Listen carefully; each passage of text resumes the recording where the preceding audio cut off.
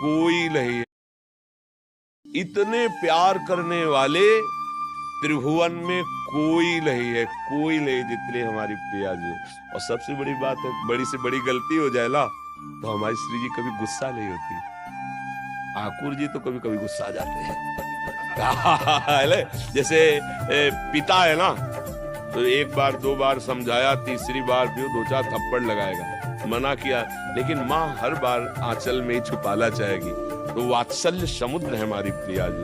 प्रिया जी का शरणागत से अगर अपराध भी बन जाए तो श्री जी मानती नहीं कि अपराध हुआ है, मेरा जन है।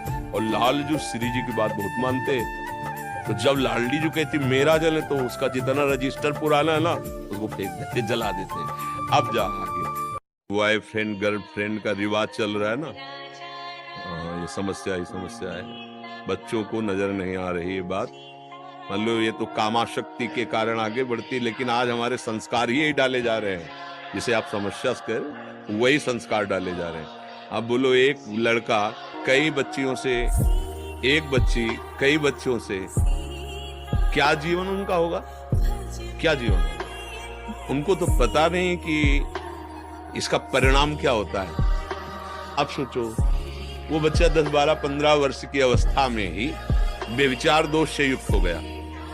उसके मित्र से होता है तुम्हारा क्या बॉयफ्रेंड है, बोले उससे ब्रेकअप हो गया है, उससे अब हो। ये क्या, इसे क्या कहते हैं? बेविचार। कि अगर आप 10 मिनट में एक बार राधा बोलेंगे तो हम देख लेना, एक बार विश्वास करना, तुम 24 घंटे भजन करने लगोगे। क्योंकि 10 मिनट में बोला राधा, अब 10 मिनट के लिए छुट्टी, पर मन चिंतन करेगा कि अगले 10 मिनट में राधा बोलना है, 5 मिनट अभी राधा बोलना है, कितनी बार राधा नाम तुम्हारा मन जप लेगा मन, और फिर भी बोले राधा। धीरे धीरे से अभ्यास के द्वारा हम फंसाते हैं नाम में। जिसने हमें अभ्यास के द्वारा विषयों में फंसाया है, उसी मन को नाम के सहारे से हम प्रभु में ला रहे हैं धीरे धीरे। तो हमारा प्रयास देखकर प्रभु रीझ जाते हैं। भजन का ऐसा अभ्यास बनाओ कि अगर नाम छूट जाए तो आपको व्याकुलता हो।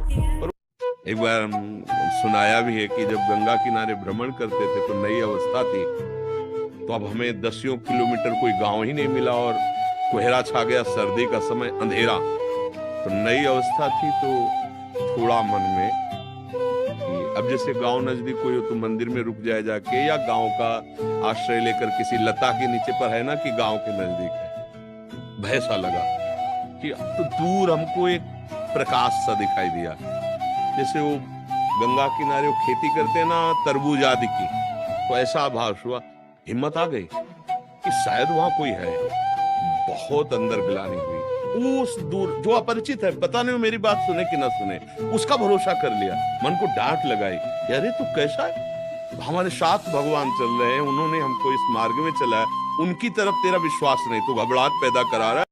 महाराज जी, जब एक बार राधा नाम लेने से पाप नाश हो जाता है तो बार बार राधा नाम क्यों जपना चाहिए? एक भूत का मंत्र मिला शिष्य को, उसने सिद्ध कर लिया।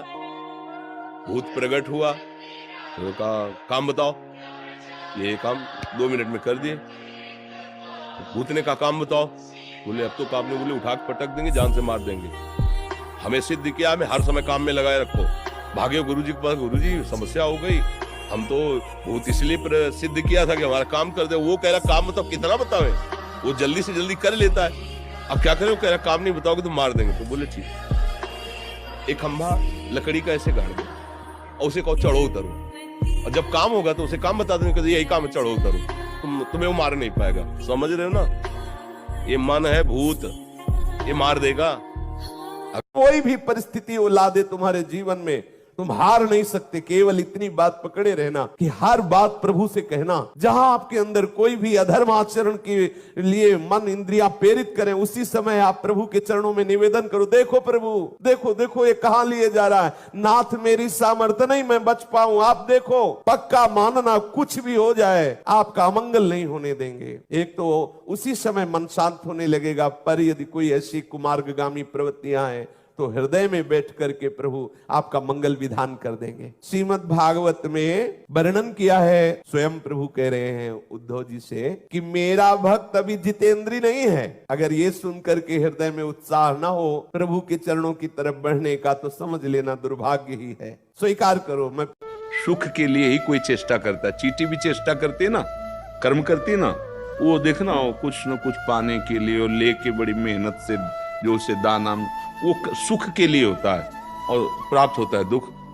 देखो हम सबको हमारी सबकी चाह है सुख और क्रियाएं हम करते हैं सुख के लिए, लेकिन हमें परिणाम में क्या मिलता है? दुख नहीं मिलता।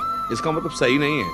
अब वही कर्म यदि भगवान को समर्पित कर दिया जाए तो परम सुख का हेतु हो जाता है। एक चातक पक्षी उड़ के जा रहा था, थका हुआ लग रहा था। दूसरे पक्षियों ने कहा आओ इस वृक्ष पे विश्राम कर लो। उसने कहा नहीं, ये और जल से सींचा गया, सीधे मेघ जल से जो सींचा जाता है उसी वृक्ष में मैं बैठता हूँ, क्योंकि मैं मेघ का प्रेमी हूँ। आगे चल करके एक बहेलिये ने बाण मार दिया, वो गंगा की धारा में गिर गया। वो चोंच ऊपर किए तो एक पक्षी ने पूछा कि गंगा की बूंद अंतिम समय मुख में चली जाए तो भगवान को प्राप्त होता है, तू चोंच ऊपर क्यों किए? बोले मैं चातक हूँ, मैं केवल स्वाति जल पीता हूँ जो मेघ से बरसता है, क्योंकि मैं प्यार मेघ से करता हूँ। ये एक राम घनश्याम हित चातक तुलसीदास। ऐसी अनन्यता यदि इष्ट के प्रति हो, सतत चिंतन हो, तो किसी से पूछने की जरूरत नहीं, आपके हृदय रूपी अवध में सिया राम जी खेलते नजर आएंगे।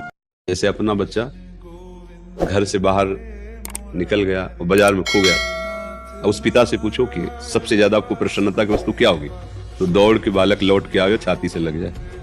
जो हम चाहते हैं वही हो जाए ऐसा तो असंभव है।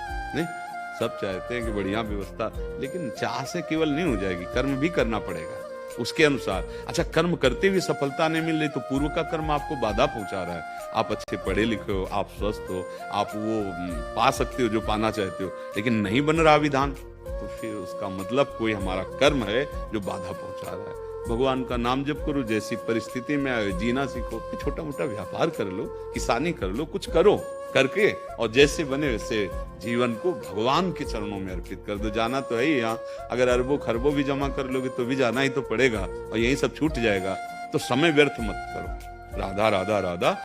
महाराज जी, जब भगवान मनुष्य